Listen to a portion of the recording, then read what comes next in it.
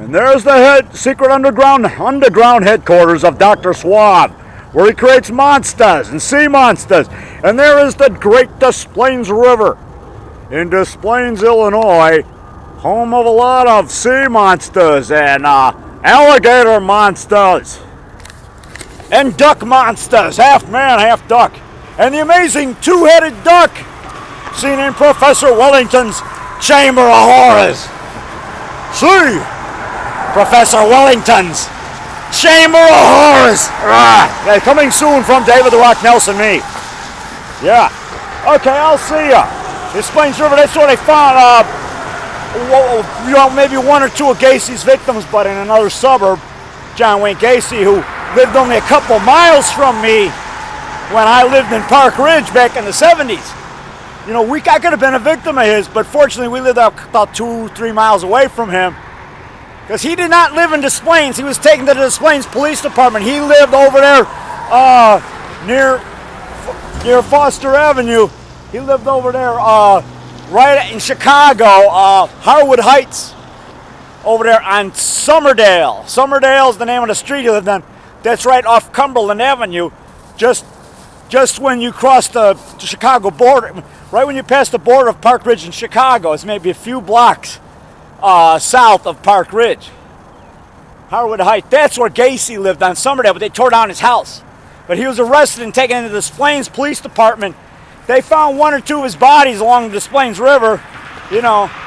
But, you know, I'm glad that I did not live close to, too close to him. But, you know, we live like 3 miles away.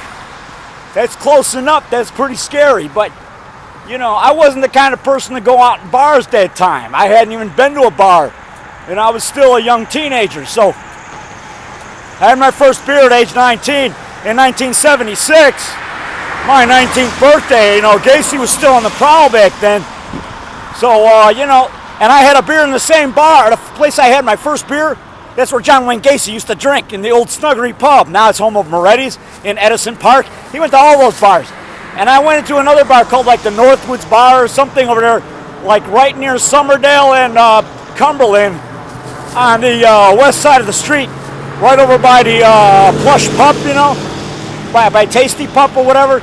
Anyway, there's a bar in that mall, an old bar, and I had a beer in there like once or twice. So, Gacy used to drink in there too. So, no big deal, because he wasn't nothing to really brag about.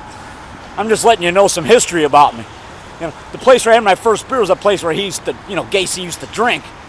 But thank God, we didn't live too close to him, but we lived close enough. Kind of scared there. But anyway, I am not a hero of serial killers. I'm not. I don't follow. I don't study them. I'm not interested in them.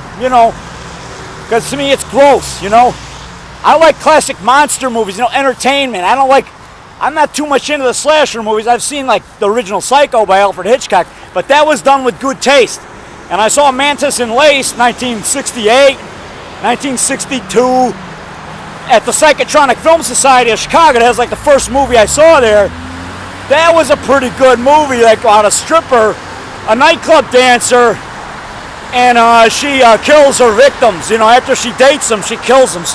It's kind of scary, but that was a well-done B movie. But I'm not a big fan of a lot of the blood and gut slasher films. I'm just saying that. I've seen some of them that are okay. The original Psycho was well done because Alfred Hitchcock was a genius and he did it in good taste and he didn't overdo it, because it's a good story and good music, and he was concerned about every shot, every scene was important. He was an artist, but he didn't just do all this stupid blood, gore, and guts hanging out stuff like a lot of independent filmmakers do today that turns your stomach.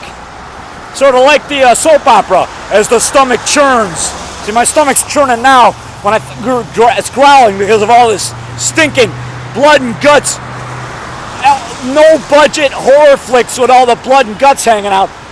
Whereas my movies, when they have blood in them or something like that, it's a comedy. It's done with a fake hand that looks fake. You can tell it's fake. It's like a little $2 rubber hand, like in Psycho Woman. That's like a comedy monster movie. I didn't want to make it look too realistic because I didn't want to gross people out. I wanted to make people laugh. He's catching for blood. It looks fake. You know it's fake. You know it's like a fun movie and trying to pretend, you know, I'm not trying to scare people. I'm trying to entertain people. But my movies are different. I'm not into guts hanging out junk like I do today. Like P2 that played at the theaters. I went out there and asked for my money back. They gave us our money back. That movie stunk, man. So yeah, I'm critical of a lot of these blood and gore movies. Amen, brother. Amen. Some of them are okay. You know, I've seen some by Chicago filmmakers that are okay, but you know, a lot of them got too much blood and guts. It's like one guy out in Ohio where they show some guy getting his member, you know, that sensitive member of his body. You know what I'm talking about. Resembles a hot dog. Getting it banged on with a hammer. I'm like, I don't want to see this crud. I didn't know they were going to do this. You know, I thought they were going to show like horror monster movies, right? So I see some of his independent films, and he starts showing it. I had to leave, man. I left. I said, I can't watch this crud. You know, I almost said a bad word there, but it starts with a C. But crud. That's what it is. That's not entertainment. That's garbage. Amen, brother. Preach it, rock. Right on, rock. See, I make entertaining, fun monster movies. That's what I do. I'm not trying to gross people out. Amen, brother. Preach it, rock. Right on, rock. You rock, rock. You rock, yeah.